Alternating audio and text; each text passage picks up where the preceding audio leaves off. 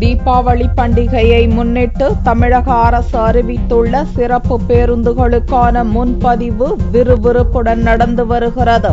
ரயில்களில் இடமில்லாததால் பேருந்து முன்பதிவுக்கு கூட்டம் அலைமோதுகிறது.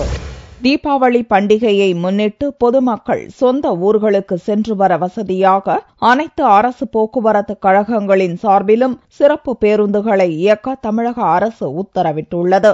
தீபாவளிக்கு சொந்த ஊருக்கு செல்லவும் திரும்பி வருவதற்கும் 8000க்கும் மேற்பட்ட சிறப்பு பேருந்துகள் இயக்கப்பட உள்ளன. டிக்கெட் முன்பதிவுக்கு சென்னை கோயம்பேடு பேருந்து நிலையத்தில் 25 சிறப்பு கவுண்டர்கள் துவக்கப்பட்டுள்ளன. தீபாவளி டிக்கெட் புக் பண்றதுக்கு கோயம்புத்தூர் போகணும். இப்போ நான் பிரைவேட்ல போய் பார்த்தேன், அங்கே ஃபுல்லா புக்டா இருக்கு. அதுவும் இல்லாமல் ரொம்ப இப்போ 500 ரேட்ல இருந்தது எல்லாமே பார்த்தீங்கன்னா ரொம்ப 1000 அந்த மாதிரி ரேட்ல அதிகமாக கேட்குறாங்க. எங்களை மாதிரி வேலை செய்கிற பொண்ணுங்களுக்குலாம் கொஞ்சம் ஹை காஸ்டா தெரியுது. அதனால சரி இங்கே கோயம்புத்தூர் இங்கே கவர்மெண்ட்ல வந்து புக் பண்ணலாம்னு சொல்லிட்டு வந்திருக்கோம். தீபாவளிக்கு டிக்கெட் புக்கிங்னு சொன்னாங்க, நியூஸில் போட்டாங்க. ஸோ இங்கே வந்து பார்த்தேன், கிடைச்சது. அல்ட்ரா டீலக்ஸ்லேயே கிடைச்சிருச்சு. ஸோ டிக்கெட் போட்டேன்.